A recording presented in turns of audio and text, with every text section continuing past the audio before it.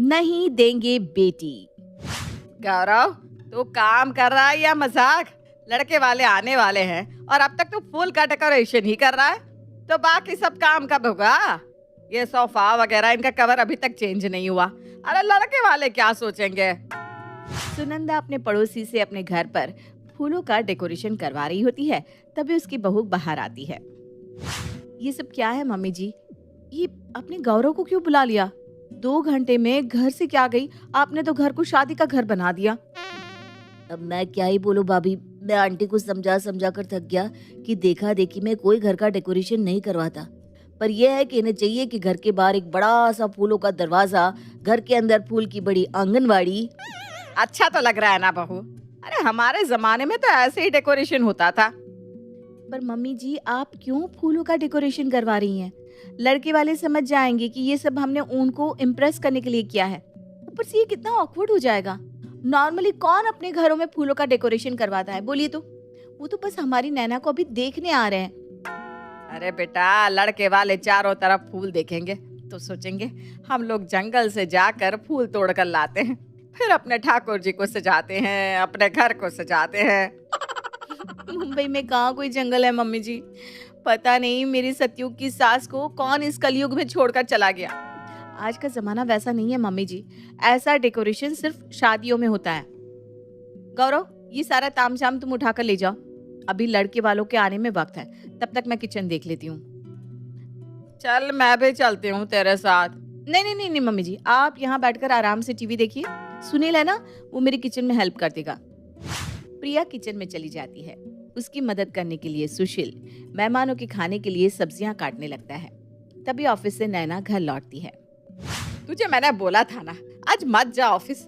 अब आई है इतना वक्त लगाकर, अब जा जल्दी पार्लर जाकर तैयार हो जा, लड़के वाले आते होंगे। कोई जरूरत नहीं है मेरी बिटिया को किसी को लुभाने के लिए सजने की। हाँ, अगर तेरा मन है तो तू चली जा। थैंक यू पापा, आपने तो मेरे मन की बात ही कह दी। मैं लड़की वालों के सामने वैसे ही जाना चाहती हूँ जैसी मैं हूँ। फिर तो तू 2 घंटे फ्री है, जा अपनी भाभी की मदद कर दे। बेचारी अपनी ऑफिस से छुट्टी लेकर सुबह से एक पैर पर खड़ी होकर सारा काम कर रही है। जा मदद कर दे बेटा उसकी।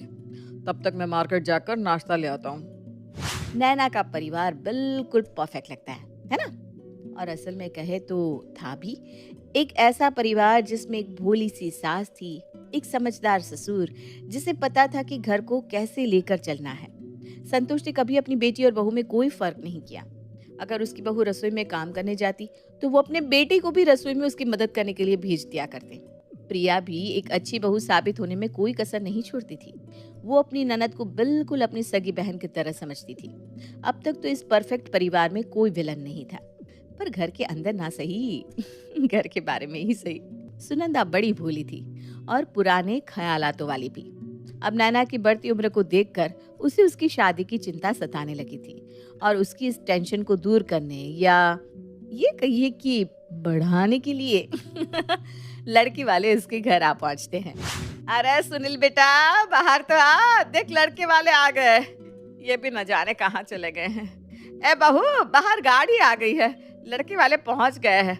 कहाँ हो सब कोई? सब यही है मम्मी, पापा ने हमें मार्केट में ही कॉल कर दिया था, वही लड़के वालों को यहाँ तक लेकर आए। लो आ गए।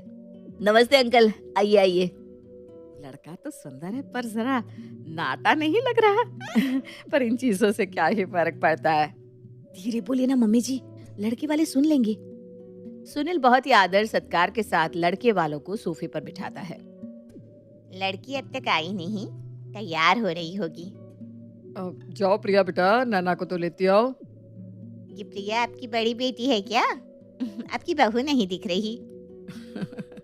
ये हमारी बहू ही तो है रूबी जी। अपनी बहू को बेटा कौन बोलता है बताइए? वैसे कितना पढ़ी हो तुम बहू? शादी के वक्त तो मैंने बस ग्रेजुएशन ही कंप्लीट किया था। शादी के बाद पापा जी ने मम्मी जी ने मुझे पढ़ने के लिए एनकरेज किया। फिर मैंने एमबीए किया और अब मैं जॉब कर रही हूँ। ये सुनते ही रूबी तीखी नजर से अपने बेटे की तरफ देखती है। सबकी अपनी अपनी पसंद है। किसी के घर में पैसों की कीमत होती है तो वो बहू बेटियों से काम करवाते हैं। हमारे घर में ऐसी नौबत ना आज तक आई है, ना आगे आए भगवान। जो है बहुत है। जाओ जाओ, बहू तुम नैना को लेकर आओ। प्रिया अंदर जाकर नैना को बाहर लेकर आती है। नैना एक सलवार सूट में सभी के सामने आकर सोफे पे लड़के के बगल में बैठ जाती है।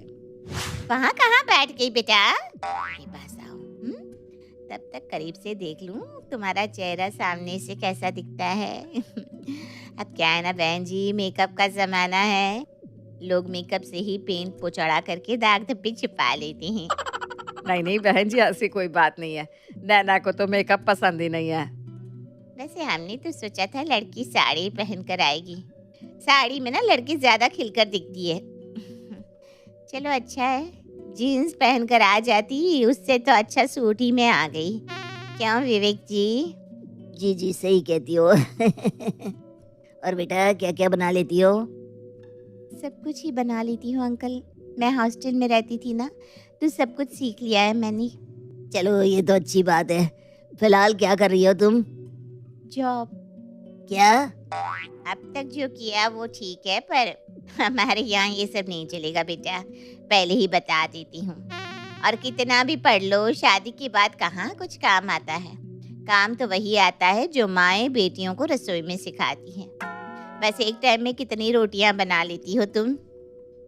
वैसे कभी ज्यादा की जरूरत नहीं पड़ी आंटी जी, पर हाँ 4-5 बना लेती हूँ। बस 4-5?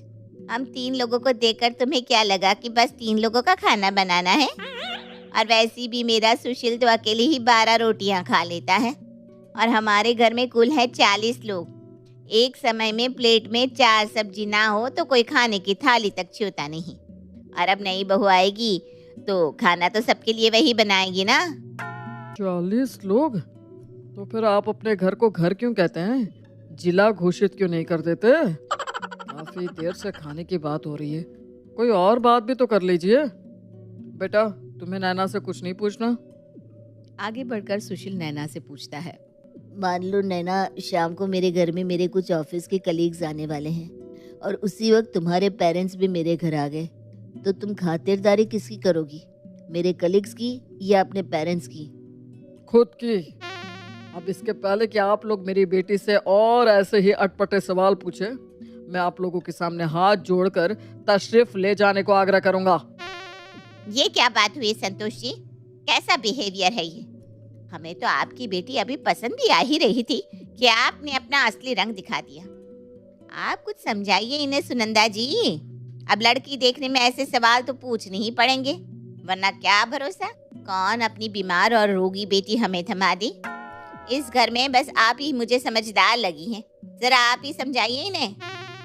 भोली जरूर हूँ रूबी जी, पर मूर्ख मैं नहीं हूँ। अपनी बेटी को बाजार में बेचने खरीदने खड़ा नहीं किया मैंने, जो सब उसे ऐसे उलट पुलट कर जांच कर रहे हैं। माफ कर देना बेटा, न जाने क्यों मैं तेरी शादी की फिक्र कर रही थी। अब तो मुझे फिक्र ये हो रही है कि तेरी शादी गलत घर में ना हो जाए। जा बेटा, तू कपड़े बदल ले और अपने ऑफिस जा। बेकार में तेरे 4 घंटे बर्बाद हो गए। तो मैं ये नाश्ते की प्लेट हटा लेती हूँ मम्मी जी। देखिए अब पापा जी मम्मी जी ने आपको जाने को बोल ही दिया है, तो सॉरी बट हम नहीं देंगे बेटी। और सुशील जी, आप कोर्ट क्यों नहीं ज्वाइन कर लेते? ऑप्शन अपने क्लाइंट्स को दीजिएगा कि अगर केस हार गया तो क्या होगा और जीत गया तो। नमस्ते। इतना घमंड और इतनी बड़ी बोली, ऐसे तो आपकी बेटी हमेशा घर पर ही बैठी रह जाएगी संतोष जी। बताओ सुशील, ऐसी लड़की से शादी करते तुम अच्छा हुआ कि बच गए। अभी तो मैंने इसे चलवा कर इसकी चाल भी नहीं देखी थी कि इसके पापा को इतनी मिर्ची लग गई। शादी के बाद तो हर रोज ये हमारे घर के मसलों में ताका झाकी करते रहते। पर मैं तो आपकी बेटी को चलवा कर भी नहीं देख सकती आंटी जी। जिस आदमी की रीढ़ की हड्डी ही नहीं, वो क्या चलेगा। वैसे अगर आप लोगों को अपना और भी इंसल्ट करवाना है तो आप यहाँ रुक सकते हैं, वरना वो रहा दरवाजा। तो कुछ इस तरह नैना का रिश्ता होते होते टूट जाता है, जिससे उसके परिवार वालों को इतनी खुशी होती है कि सभी रात को बाहर जाकर डिनर करते हैं।